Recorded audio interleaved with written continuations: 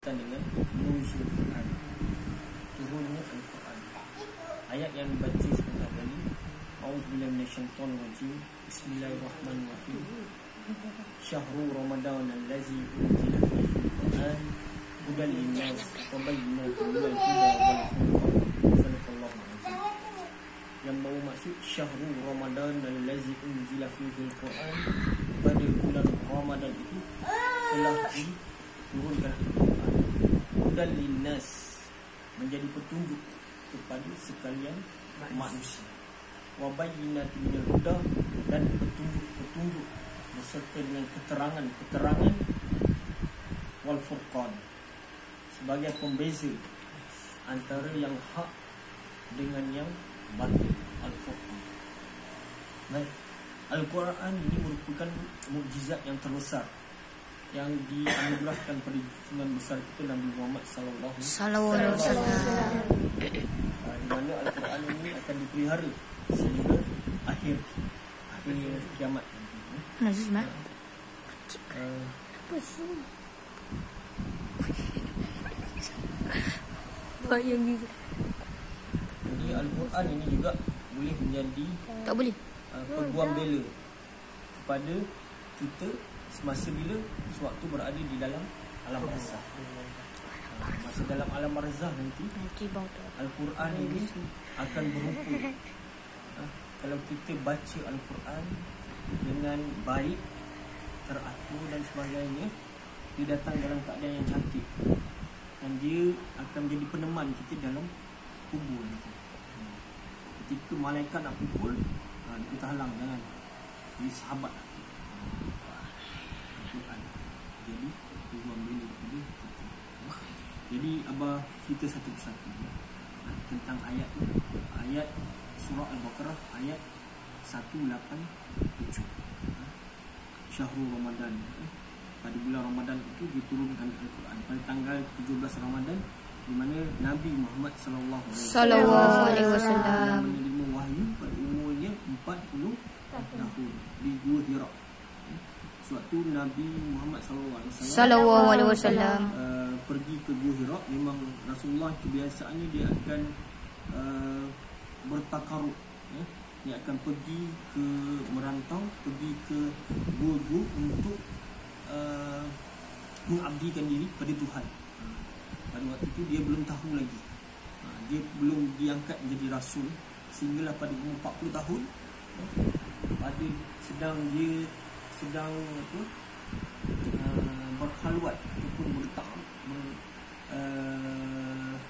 mengingat pada kebesaran Tuhan, maka datang malaikat Jibril alaihissalam.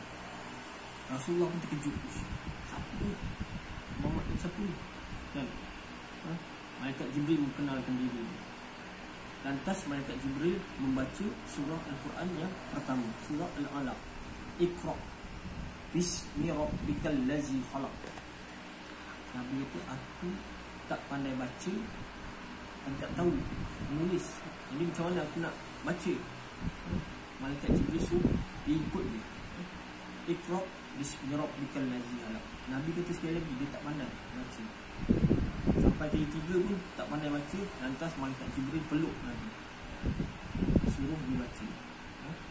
Iqra bismi rabbikal ladzi khalaq, khalaqal insana min 'alaq, iqra wa rabbukal akram, allazi 'allama bil qalam, 'allamal insana ma lam ya'lam. Itulah itu Rasulullah sallallahu alaihi wasallam. Bila terjadi peristiwa tu, selepas malaikat Jibril melepaskan Rasulullah pun terus cepat-cepat balik ke rumah baginda. Dan Siti Khadijah ni terkejut, kenapa Rasulullah ni terketar-ketar seperti dalam ketakutan, macam dikejar hantu. Rasulullah minta, semutkan aku. Itulah peristiwa pertama bagaimana Rasulullah mendapat wahyu dari Allah. Dan seterusnya lah, sampai dari situlah bermula turunnya Al-Quran pada bulan Ramadan. Sebab itu bulan Ramadan dipanggil bulan Al-Quran. Sebab Al-Quran ini yang pertama, ia mesti dibaca. Sebab Al-Quran ni dia punya keistimewaan apabila kita baca Al-Quran, setiap satu huruf Allah ganjarkan 10 kali ganda pahala ganjaran. Para sahabat menyatakan, adakah alif lam mim itu satu huruf? La, ya Rasulullah, tidak. Bahkan alif itu satu huruf, lam itu satu huruf, dan mim itu satu huruf. Alif lam mim 3 huruf. Itu saja sudah dapat 30 ganjaran. Sebab satu huruf 10 ganjaran, 3 huruf 3 ganjaran. Bayangkan berapa banyak yang kita baca, lagi banyak kita baca Al-Quran, lagi banyak pahala yang diberikan, diganjarkan. Sebab Al-Quran ini baca dia saja dapat pahala, tengok saja Al-Quran dapat pahala, dengar orang baca Al-Quran pahala. Tapi baca, sebab itu dalam Al-Quran juga Allah perintahkan supaya bacalah Al-Quran secara bertartil. Apa itu bertartil? Maknanya kita baca dengan betul, bacaan yang bagus serta mengikut hukum hakam tajwid. Tajwid betul. Ikhfa hakiki di mana, mat jaiz di mana, mat alif sukun di mana, mat lin di mana, kat mana yang panjang, kat mana yang dengung, kat mana yang tak dengung. Mat asli Kena diajar. Sebab tu kita kena belajar. Abang Long nak ambil tekstil, abang ajar dia, alhamdulillah dapat markah 98.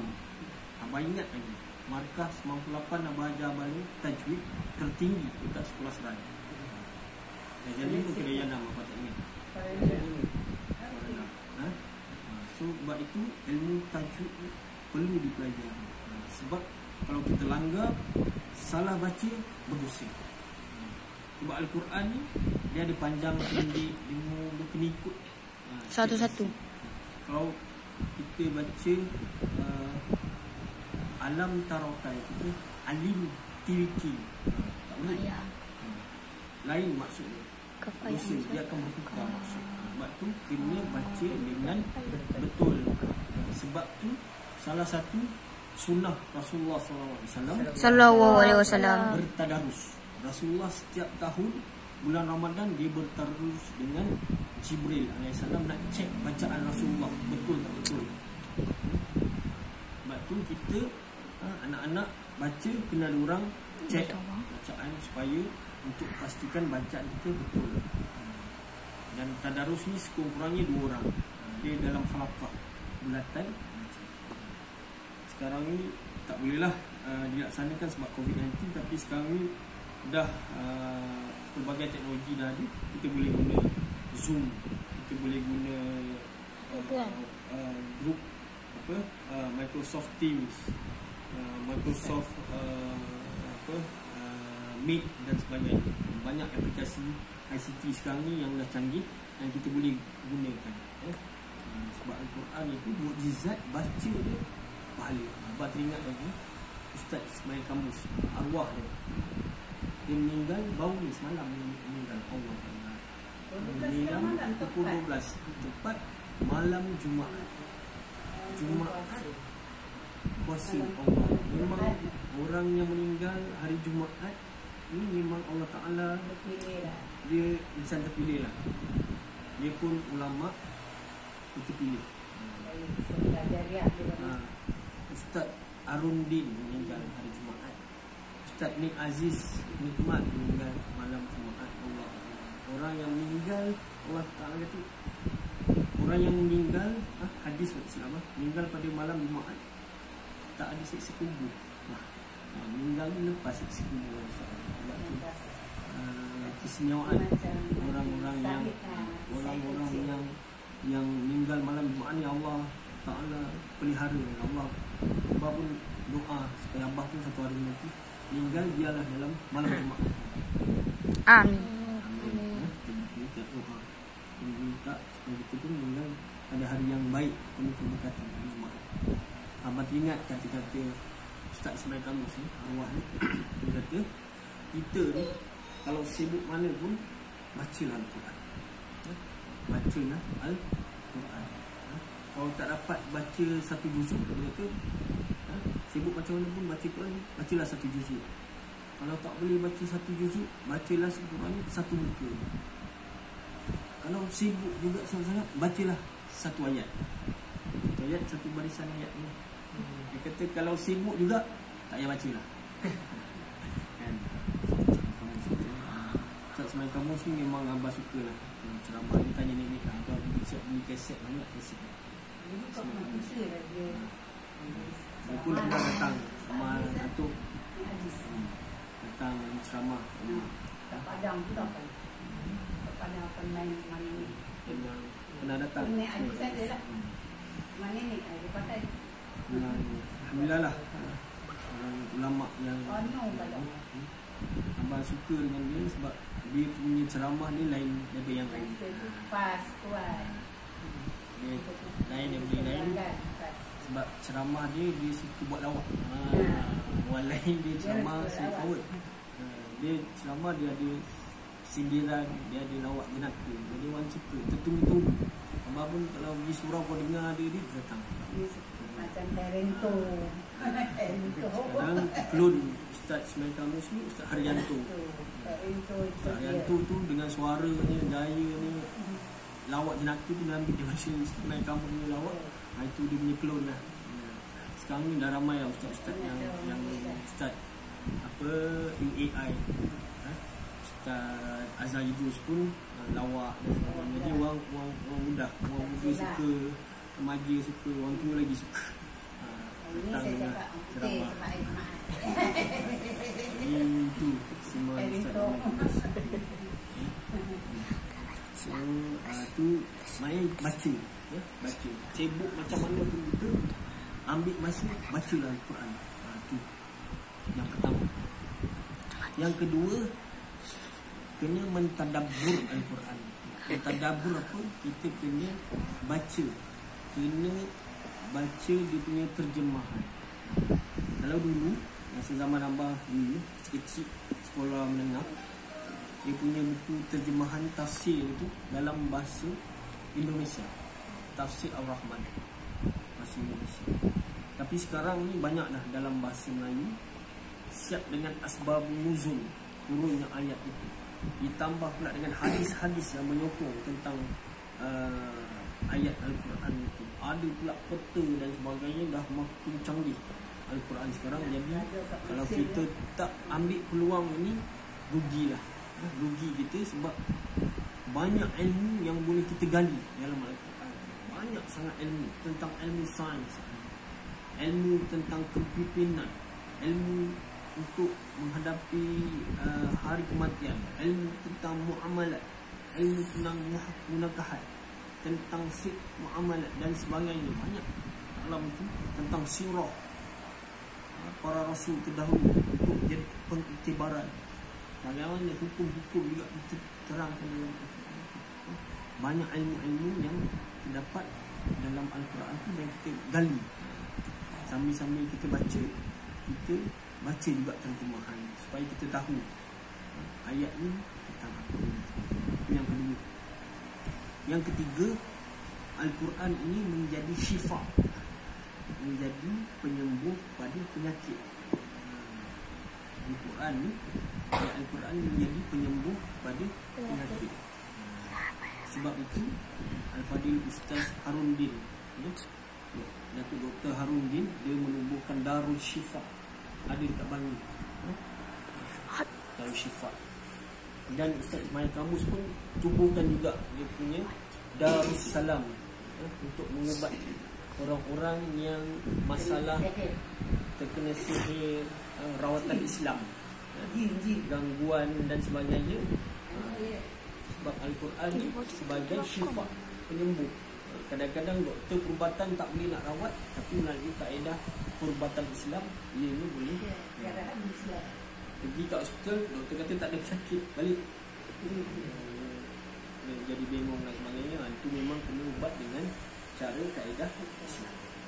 Itu Al-Quran itu sebagai syifa, sebagai penyembuh pada penyakit. Dan sekarang ni ustaz yang famous, Ustaz Syarhan, Farhan Syarhan, dia pun banyak buat tentang perubatan Islam ni, ilmu bagaimana nak mengubat kalau kena histeria, kena gangguan saka, jin dan sebagainya ada. Sebab abang pernah tanya Ustaz Ismail Kamus ni, abang tanya masa tu Pak Ngah kena ganggu dengan tu malu halus masa tu. Abang minta dia datang, masa tu dia sibuk. Kebetulan abang betul jumpa dengan dia masa tu, dia kata tak mahu, jadual dia penuh. Dia kata cuba ni. Abang tanya dia, boleh tak kalau saya nak cuba baca apa, ayat apa yang kita boleh amalkan? Kita jangan. Kalau tak ada ilmu, bagi orang yang ada ilmu. Sebab dia melawan. Sebab syaitan ataupun jin ni, dia makhluk yang pantang percaya. Jin ni ada level, ada tahap-tahap.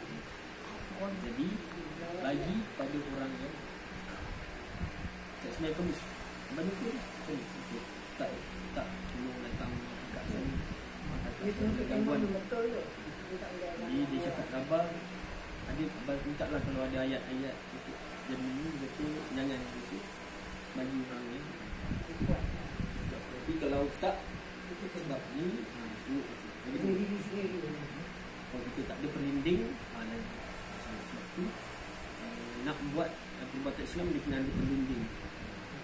Orang ni pun kena warak, kena selalu istighfar, kena selalu selawat banyak, kurangnya berapa kali, 1000 kali. Kalau tak ada, memang susah. Dan ada juga orang yang dianugerahkan, dianugerahkan orang ni dia ada keistimewaan sendiri yang boleh berubah. Jadi boleh minta kat orang ni dengan syarat dia guna ayat Al-Quran. Sebab sekarang ni banyak tok bomoh kan, menipu pun banyak kan. Nak pula kalau yang guna kemenyan, itu memang confirm menipu. Sebab kemenyan tu salah satu makanan jin adalah asap. Bagi kemenyan keluar asap, itu confirm akan cara rawatan. Itu yang ketiga. Yang keempat, Al-Quran ini perlu diamalkan. Dalam Al-Quran disuruh berpuasa di bulan Ramadan. Ya ayyuhallazina amanu kutiba alaikumus syiyam. Pada bulan Ramadan itu telah difardukan berpuasa. Perlu diamalkan. Ada cerita tentang solat. Aqimus solat wa atuz zakat. Solat dengan zakat dia datang sekali. Aqimus solat wa atuz zakat. Solat, keluarkan zakat. Tentang haji, tentang perkara-perkara gaib, percaya pada perkara gaib, macam rukun iman, perkara-perkara gaib, percaya pada Allah, percaya pada malaikat, benda yang kita tak nampak, percaya pada qada dan qadar. Ini dah ditulis oleh Allah Taala. So kita kena redha. Kita kena amalkan. Dan yang kelima, yang terakhir sekali, insya-Allah, Al-Quran ini perlu dijadikan perlembagaan, perlu dijadikan sebagai dustur,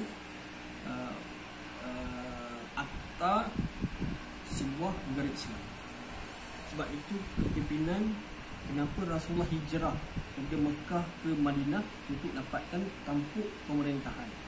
Bila Rasulullah memegang tampuk pemerintahan, maka senang segala dasar-dasar, akta-akta, hukum hakam boleh disyariatkan untuk ajaran Islam. Sebab tu kita jangan kata apa hudud-hudud ni, negara sekarang ni tak payah pakai hudud, tak relevan. Jangan. Sebab hudud ni hukum yang ditetapkan oleh Allah Ta'ala. Kalau mencuri, hukumnya potong. Lepas tu ada orang pula pelikih. Kalau macam tu banyaklah, kita boleh buat sup tangan lah nanti. Dah banyak sangat kena potong. Kat Kelantan contoh, kalau Kelantan buat hukum hudud, ramailah orang yang kena potong tangan dan boleh buat sup tangan. Jangan. memain-mainkan hukum hakam Islam. Sebab hukum hakam inilah yang akan menyelamatkan kita. Sebab sekarang ni banyak kes-kes jenayah, kes-kes yang tidak dapat diselesaikan kerana kita tidak kembali pada ajaran Islam dan Sunnah. Ya ayyuhallazina amanu qulu fis-silmi kafah. Wahai orang-orang yang beriman, masuklah kamu ke dalam ajaran Islam secara keseluruhannya. Kita kena ambil Islam ni secara total, secara keseluruhannya, tak boleh ambil sikit-sikit, juzuk-juzuk, sepihan-sepihan. Maknanya aku semayang, aku puasa, tapi aku malaslah bayar zakat. Walaupun dia layak bayar zakat, tapi buat apa bayar zakat? Baik aku pergi joli di luar negara, pergi shopping dan sebagainya. Semayang, puasa, tapi tak tutup aurat contohnya, kan? Jadi ini benda-benda yang dilarang, dan kita kena bila masuk di dalam Islam, kita ambil terima semua sekali hukum hakam yang telah ditetapkan. Aurat lelaki macam ni, aurat perempuan macam ni, cari bakal isteri macam ni, bakal suami macam ni. Nak jadi orang-orang mukmin yang berjaya, aku syarat-syarat ada diterang dalam surah Al-Mu'minun. Kriteria orang-orang mukmin yang berjaya. Tadi nak baca dalam surah Abbas, aku baca surah Al-Mu'minun. Dalam surah Al-Mu'minun dia ceritakan ciri-ciri orang yang berjaya. Orang berjaya ni bukan ada PhD, bukan ada master, ada degree, tak, belum tentu. Tapi ciri-ciri orang beriman dia dah gariskan. 1, 2, 3, 4. Barulah dia boleh masuk ke akhir sekali ayat yang Abbas dulu bawa, surah Al-Mu'minun ayat 1-11. Akhirannya syurga Firdaus. Syurga Firdaus. Jadi marilah bersembunyi dengan nuzul Al-Quran yang jatuh pada hari Ahad. Hari ini 16, besok malam 17. Di negeri Selangor cuti hari Ahad, nuzul Quran, maka dia tarik hari Isnin cutilah, hari Ahad cuti, Isnin cuti. Kalau tidak Isnin nak bagi pergi kerja. Sebab nuzul Quran Isnin cuti, Selasa baru bawa. Jadi tetaplah. Jadi sekerat jadi itulah.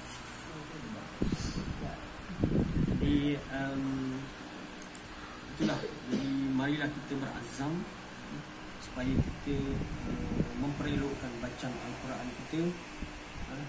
Macam Abalung dah belajar taranum, sangat bagus. Abah pun tak ada ilmu taranum. Satu hari ini insya-Allah Abah pun nak